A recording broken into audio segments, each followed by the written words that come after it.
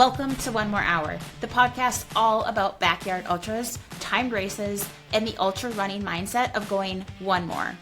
If you're an ultra runner, a trail or ultra runner curious about the format, or just someone who loves to test your limits, you're in the right place. I'm Jackie Wilson, an ultra marathon and marathon run coach, trail runner, outdoor enthusiast, and backyard ultra expert. On this show, I'll bring you stories, strategies, and conversations with runners, race directors, experts, and more to help you go further, dig deeper, and keep going when everything in you says stop. Thank you so much for joining me for some yards. Let's get started with one more. Welcome back to the One More Hour podcast, your insider's guide to backyard ultras, timed events, and the mindset of going one more. This is part 2 of the series we started last week in the latest episode about the moments in ultras where your brain starts telling you that you're done. So in part 1, we talked about what it really feels like during the race, the lows, the spirals, the urge to stop, and why wanting to be done is not always the same thing as actually being done.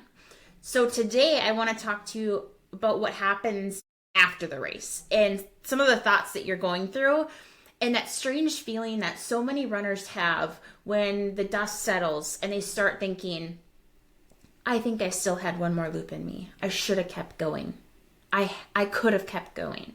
And if you've ever felt that way after a backyard ultra, a long endurance event, a timed event, an ultra in general, this episode is not here to shame you or tell you that you failed or none of that. Like no negativity. This is here to help you understand why that feeling happens and why it might actually be an important part of becoming a better ultra runner.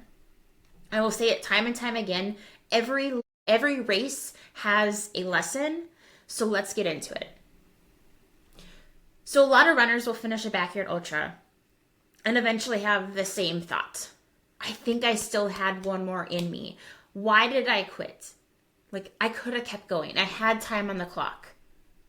My legs still felt okay. I could still run. I could still walk. I could still keep moving forward. I had more left in me. And honestly,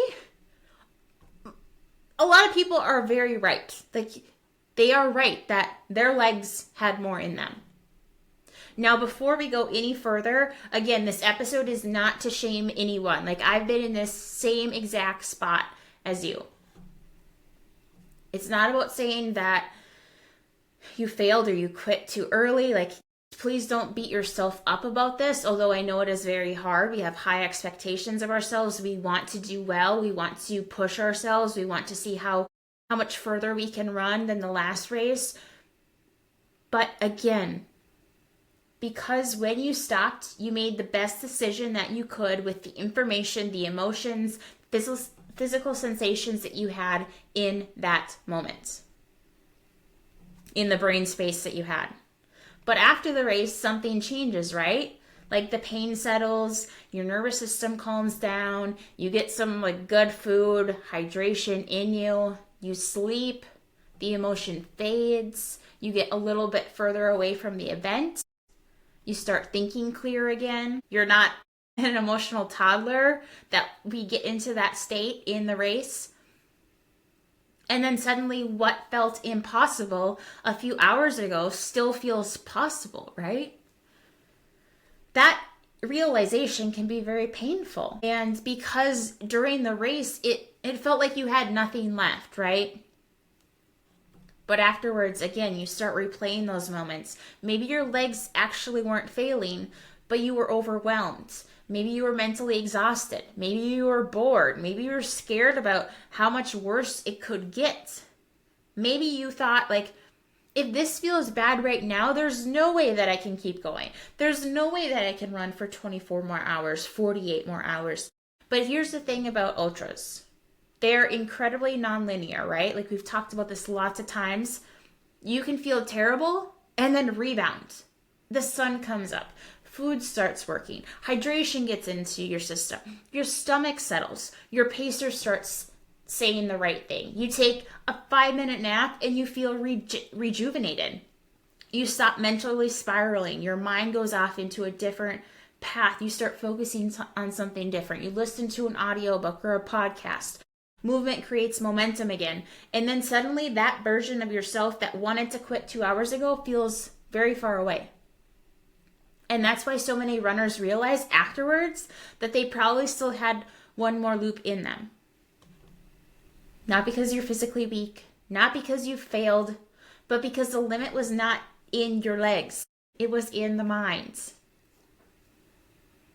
It's why we don't do a 100-mile long run in the lead up to a 100-mile race. Unless you have a specific training plan and a bigger picture plan and your fitness level is at that point. But then are you really training for that second 100-miler if you're actually running a 100-miler before that one? There's so many different factors that go into it, right? And it depends on your schedule and who each individual runner is. But ultras are largely mental. It's when someone who has maybe ran a half marathon or a marathon thinks like, wow, you ran 100 miles. What was your longest long run? And you say 30 miles or 40 miles or whatever. And they're like, what? It's in the mind. Yes, there's a physical component, but a lot of it is mental. And when it comes to the backyard, it's largely mental. It's the willingness to stay uncomfortable a little bit longer, and that's a skill. It's a trainable skill. It's one of the hardest parts of a backyard ultra, right? Like it's you usually stopping before your body forcefully forces you to stop. It's what I see in 75% of at a backyard ultra or a last runner standing format race. You stop somewhere in between that space of I absolutely cannot, and I no longer want to. And that I no longer want to can come in a lot of different forms, right? It can be I'm bored. I'm not mentally strong enough, although that can come in different forms. My bed sounds really good. Why am I doing this? And learning that difference really takes experience. That's why these races change people and they keep on going and doing more and more and more of them. Because once you realize that you had one more loop in you, your definition of possible expands. You stop after yard 12 with 10 minutes left because mentally you are done. You think you're physically done, but you're not. You still have time on the clock. The next backyard ultra that you do, you go 18 hours because you know that you can do 12. What's 6 more hours? Mentally, you know you can go further. And you just keep on stepping it up. Work that ladder. The next race will be different if you take away the lessons from this race. The next low is going to feel different. You panic less. Discomfort doesn't automatically mean danger, right? Sit in that discomfort. Now your brain has evidence that hard moments are survivable. When you learn to work through those lows and you get to the other side of it, you're unstoppable at that point. Now you know you can work through it. That's when the fireworks start going off. When I see runners who say, I'm done, I can't go any further. And then they go for 6 more hours. They worked through that low and they realized they had a lot more in them. They remember that moment. They remember that feeling when they work through that and get to their side and they start feeling good again. They remember that for the next race. Now they remember for that next race, hey, remember my last race, I hit a low, I stuck with it, I kept moving forward, and I got to the other side and I felt good. And I went for X number hours more. I can do that again. So then that next low in that next race feels different. They have that confidence that they can work through it. That eventually, 99% of the time, it will get better. And that matters. The runners that go the furthest are not the runners who never want to quit and who always feel good. Not the case. They're the runners who learn that the urge to stop is not always trustworthy. Remember, you cannot trust your brain at 2 a.m. You cannot trust your brain in a low. That's why crew is also very, very important. They are your brain. They are there to keep you moving forward. They are there to put logic into it and to help you not think about anything else except eating, drinking, moving forward. It's just exhaustion talking, right? It's fear, it's uncertainty, it's stiffness, it's soreness. A lot of times it is underfueling. And when you get into the night, early morning, second night, third night, lack of sleep.